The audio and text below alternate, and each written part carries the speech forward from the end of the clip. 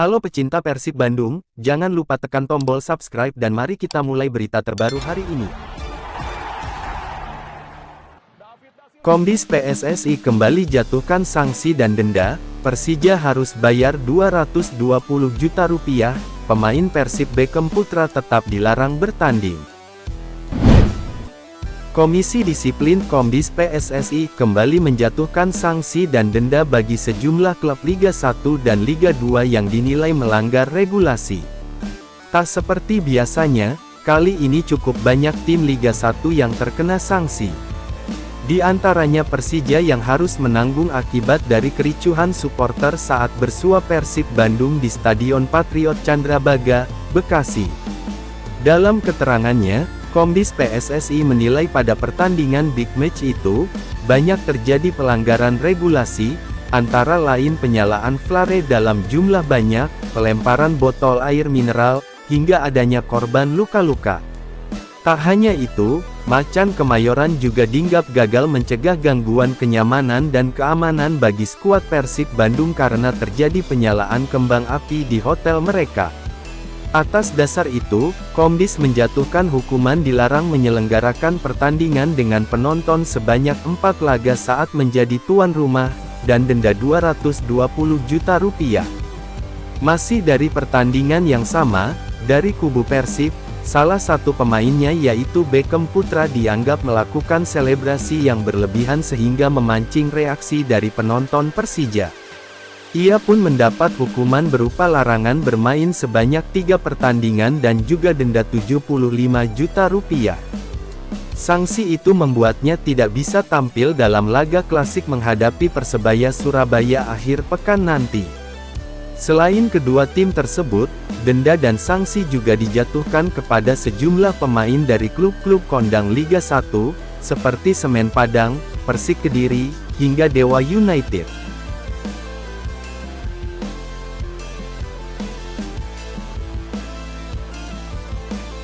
Persib Bandung targetkan poin penuh untuk jaga asa puncak klasemen. Persib Bandung siap terus menjaga rentetan hasil positif saat bertemu dengan Persebaya pada laga pekan ke-25 Liga 1 2024/25. Maung Bandung akan bertindak sebagai tamu pada laga yang digelar di Stadion Gelora Bung Tomo Surabaya, Sabtu tanggal 1 Maret tahun 2025 malam. Kemenangan menjadi misi yang diusung oleh Ciro Alvis dan kawan-kawan. Dalam 5 pertemuan terakhir, Persib belum pernah kalah dari Persebaya. 4 kemenangan dan 1 hasil imbang menunjukkan dominasi tim asuhan Bojan Hodak tersebut atas Bajul Ijo. Tapi Bojan Hodak selaku kepala pelatih Persib tidak mau menganggap timnya berada di atas angin. Catatan rekor head-to-head tidak ada artinya dan Bojan ingin anak asuhnya bermain dengan maksimal di laga ini. Bagi saya tidak pernah melihat rekor.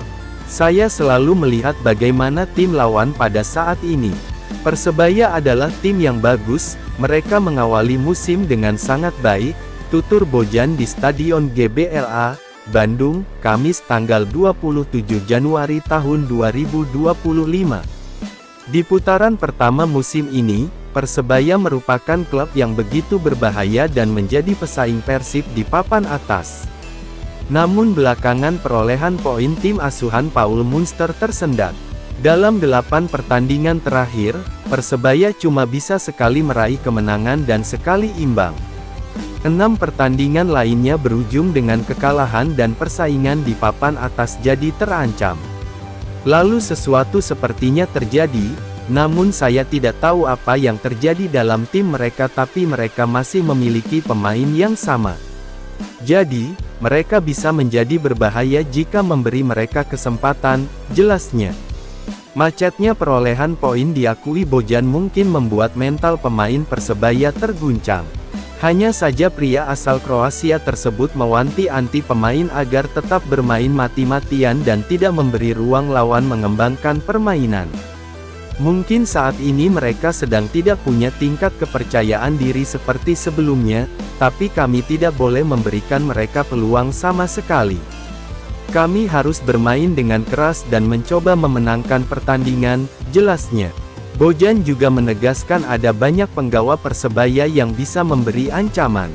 Bruno Moreira dan Flavio Silva menjadi dua pemain depan yang berbahaya.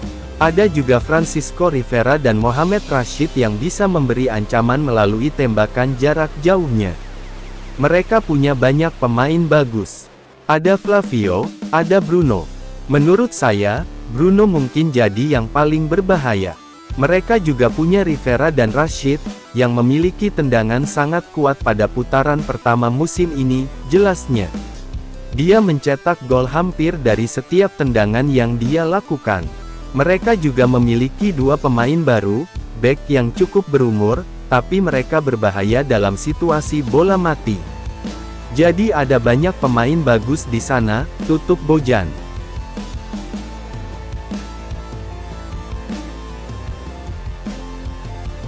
"80% Persib sudah juara, pengamat kuncinya hasil lawan Persebaya," begini analisanya. Hingga pekan ke-24, Persib sudah 80% juara Liga 1 2024/2025. Bahkan, satu tangan Persib sudah di trofi juara. Pengamat sepak bola nasional Akmal Marhali mengatakan, bahwa 80% Persib sudah juara musim jika mampu mengalahkan Persebaya di pekan ke-25 Liga 1 2024/25.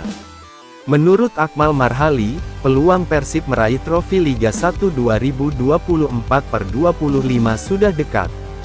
Bahkan dia mengatakan di pekan ke-31, Persib sudah bisa mengunci gelar juara.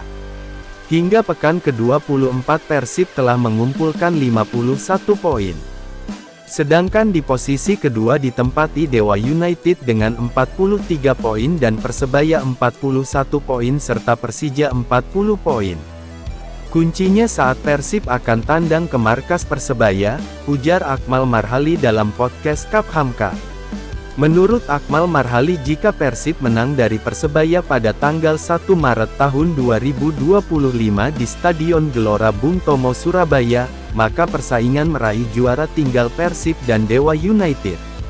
Dan saya masih pegang komitmen dan omongan saya, prediksi saya Persib akan juara di pekan ke-31, ujar Akmal Marhali yang juga koordinator Save Oursochcar.